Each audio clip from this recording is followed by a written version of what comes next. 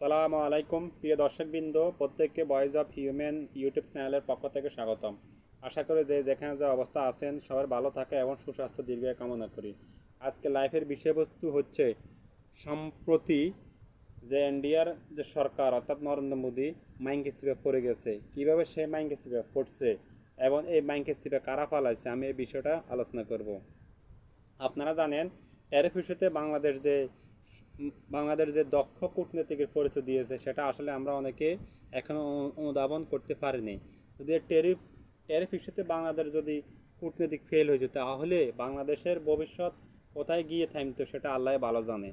আমাদের ভবিষ্যৎ হয়তো অন্ধকারে চলে যেত। বাংলাদেশের মধ্যে একটা মহামারী মহামারী বলতে অর্থনৈতিক যে একটা মহামারী তৈরি হইতে পারতো যদি আমরা ট্যারিফ ইস্যুতে যদি কূটনীতিক দক্ষতা না দেখাতে পারতাম। আমাদের ট্যারিফ ইস্যুতে আপনারা অনেকে জানেন বাংলাদেশ ইন্ডিয়ার তুলনা অনেকটাই সফল হয়েছে। এখন তারা ইন্ডিয়ার তুলনা বাংলাদেশ অনেকটা সুবিধাজনক অবস্থানে আছে। এখন বিষয়টা হচ্ছে এই ট্যারিফ ইস্যু কেন্দ্র করে বাংলাদেশের কারণে যে ইন্ডিয়া মাইনকে সিপে পড়ে গেছে, কীভাবে পড়ছে এটা আসলে অনেকে জানে না। ইন্ডিয়ার ট্যারিফ ইস্যুর কারণে অনেকটাই বাংলাদেশ সরকার অর্থাৎ সরকারের যে প্রধান উপদেষ্টা এবং সরকারের যে নিরাপত্তা উপদেষ্টা, এই দুইজন ব্যক্তি ইন্ডিয়াকে একটা বড় ধরনের একটা মাইন্ড হিসেবে ফালা দিচ্ছে, সেটা আমরা আসলে অনেকে জানি না। আমি আজকে আলোচনা করব কীভাবে ট্যারিফ ইস্যুর মাধ্যমে ট্যারিফকে অস্ত্র হিসেবে ব্যবহার করে বাংলাদেশের যে জাতীয় নিরাপত্তা উপদেষ্টা ডক্টর খলিলুর রহমান, ওনার কূটনৈতিক দক্ষতা কারণে ইন্ডিয়া মাইন্ড হিসেবে পড়ে গেছে, সে বিষয়টা আমরা এখন আলোচনা করব। আপনারা জানেন ইতিমধ্যে ইন্ডিয়ার উপরে প্রথম ধাপে যে 25% ট্যারিফ আরোপ করছে, দ্বিতীয় ধাপে আর 25%, টোটালি 50%। এখন কথা হচ্ছে ইন্ডিয়ার উপর কি অলরেডি 50% কি ট্যারিফ কার্যকর হয়েছে? না, ইন্ডিয়ার উপরে বর্তমানে 25% ট্যারিফ কার্যকর আছে। 27 আগস্টের পর থেকে আরও 25% যোগ হবে, টোটালি 50% ট্যারিফ কার্যকর হবে। আর বাংলাদেশের উপরে ট্যারিফ কার্যকর হয়েছে 20%।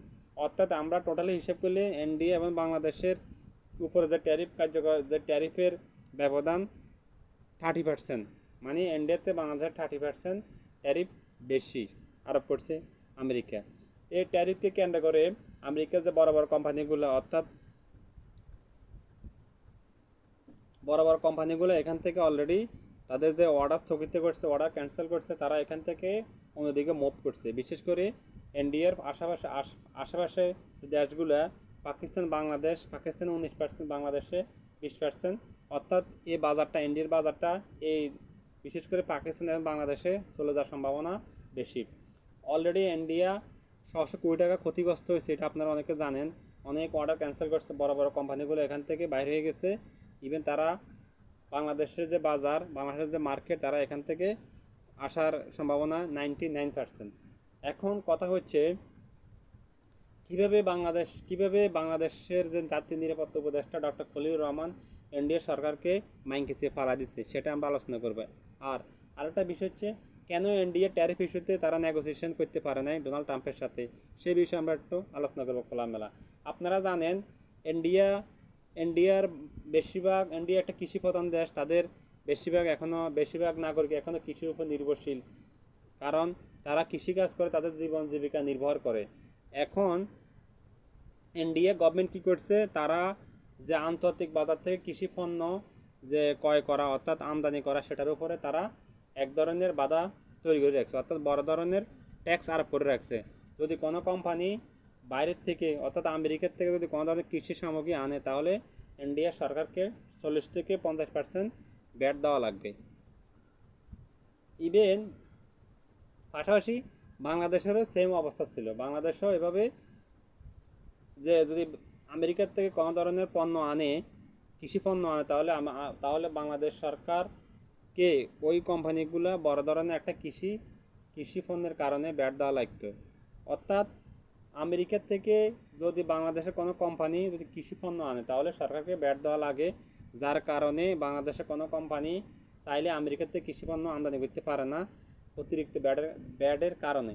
সেম ইন্ডিয়াতে একই অবস্থা। কিন্তু এই ট্যারিফ ইস্যু কেন্দ্র করে বাংলাদেশ সরকার কী করছে, আমেরিকার উপরে যে কৃষি পণ্যের উপরে যে একটা ট্যারিফ আরোপ ছিল, যে একটা ব্যাট ছিল ওটাকে দ্রুত নিয়ে আসছে।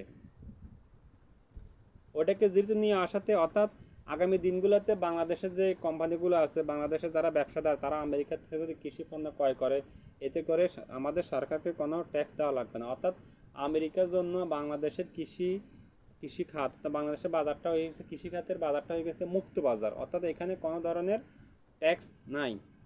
এতে করে আমেরিকা তার ইচ্ছা মতনে এখানে কৃষি পণ্য বিক্রি করতে পারবো, এখানে কৃষি মার্কেটটা সে দখল করতে পারবো। পাশাপাশি সেম সুযোগটা আমেরিকা চাইছিল ইন্ডিয়ার মধ্যে পাওয়ার জন্য, কিন্তু ইন্ডিয়া সরকার এই কাজটা দেয় না। ইন্ডিয়া সরকার যদি ট্যারিফ যদি সে যদি কী করতো, মানে কৃষির উপর যে ট্যারিফ আছে এটা যদি উঠিয়ে ফেলতো, এটাতে বাদ দিয়ে দিত, তাহলে কী করতো, ইন্ডিয়ার মানুষ না খেয়ে মতো। আপনারা জানেন ইন্ডিয়ার মানুষের কৃষিকাজকে তারা জীবন নির্ভর করে। এখন যদি মোদী সরকার যদি ইন্ডিয়ার যে কৃষির উপর যে একটা ট্যারিফ আছে, অর্থাৎ ব্যাট আছে, এটা যদি সে উঠিয়ে ফেলে, তাহলে বাইরের যে কৃষি পণ্যগুলো ইন্ডিয়াতে ঢুকবে, তাহলে ইন্ডিয়ার কৃষি পণ্যগুলো মানে চাহিদা কমে যাবে, পাশাপাশি কৃষির যে একটা চাহিদা আছে সেটা কমে যাবে। এতে করে ইন্ডিয়ার কৃষকরা তারা ক্ষতিগ্রস্ত হবে, না খাই মরবে। যার কারণে ইন্ডিয়া সরকার চাইলেও সেই কৃষির উপরে যে কৃষি যে মার্কেটটা, সেটা আমেরিকার জন্য মুক্ত বাজার, অর্থাৎ ব্যাট বিন করতে পারে না, অর্থাৎ তারা ব্যাট কমাইতে পারে না। এতে করে কি হয়েছে, ডোনাল্ড ট্রাম্পে যারা আছে কর্মকর্তা আছে, তারা বলছে, বাংলাদেশ একটা যারা কর্মকর্তা আছে, তারা বলছিল আর কি, বাংলাদেশ আমাদের জন্য তাদের কৃষি যে ক্ষেত্রটা, কৃষি বাজারটা মুক্ত বাজার হিসেবে করছে। আপনারা কেন পারবেন না, তোমরা কেন পারবে না, আপনাদের সমস্যা কোথায়? এইভাবে যাইয়া বাংলাদেশ ইন্ডিয়াকে এক ধরনের একটা ফাঁদে ফালাইছে, যে ফাঁদ থেকে ইন্ডিয়া মানে তার কোনো সলিউশন পায় নাই। অর্থাৎ আগামী দিনগুলোতে বাংলাদেশের যে কৃষি বাজারটা, অর্থাৎ যে কৃষি খাতটা, সেটা আমরা আমেরিকা আমাদের সাথে মুক্ত বাণিজ্য করতে পারবে, কিন্তু পক্ষান্তরে ইন্ডিয়ার সাথে কোনো ধরনের ওই ধরনের সুযোগটা নাই। এই সুযোগটা না থাকার কারণে আমেরিকান সরকার, যার কারণে ইন্ডিয়ার সাথে কোনো ধরনের ট্যারিফ ইস্যুতে নেগোসিয়েশন করে নাই, আগামী দিনগুলো তো হবেও না। নরেন্দ্র মোদী চাইলে কৃষককে ঠকিয়ে সে ট্যারিফ ইস্যুতে, অর্থাৎ কৃষকের যে এখন বর্তমানে যে কৃষির উপর যে একটা ব্যাট দেওয়া আছে রাষ্ট্রীয় ইন্ডিয়া সরকার কর্তৃক, চাইলে যে সেটা জিরো করবে কিংবা আমেরিকার জন্য কমিয়ে আনবে, সে ধরনের কোনো সুযোগ নাই। কারণ যদি সে সুযোগ করতে যায়, তাহলে কী হইব, ওই ইন্ডিয়ার কৃষকরা তাকে পিঠে মেরে ফেলবে। কারণ ভারতের কৃষকদের ক্ষোভে সে তার গদি হারাবে। আর যদি সেটা না করে, তাহলে আমেরিকা কখনো তার উপর থেকে সেই ট্যারিফ কমাবে না, বলকে ট্যারিফ আরও বাড়বে। এভাবে যাইয়া নরেন্দ্র মোদী সরকার একটা বড় ধরনের একটা মাইনকে পড়ে গেছে। আর এই মাইনকে চেপের মূল নায়ক হচ্ছে আমাদের জাতীয় নিরাপত্তা উপদেষ্টা ডক্টর খলিলুর রহমান। কারণ এখন আমেরিকা তাদেরকে বলে, আপনাদের পার্শ্ববর্তী দেশ বাংলাদেশ, তারা আমাদের জন্য তাদের যে কৃষিখাতে যে বাজার, সেটা মুক্ত বাজার করে দিয়েছে, অর্থাৎ কোনো ব্যাট নাই, আপনারা কেন পারবেন না? এই প্রশ্নের উত্তর ইন্ডিয়া কোনো ধরনের উত্তর দিতে পারে না। এইভাবে বাংলাদেশ সরকার ট্যারিফ ইস্যুতে বড় ধরনের সুবিধাজনক অবস্থানে চলে যায়। এই হচ্ছে আজকের অবস্থা। যদি আমরা ট্যারিফ ইস্যুতে আমরা কোনো ধরনের কূটনীতি ফেল করতাম, তাহলে আমাদের দেশ কী যে একটা অবস্থা হইতো, অর্থনীতির 12টা বাজে যেত। আপনারা এগুলো আসলে কল্পনা করতে পারবেন না।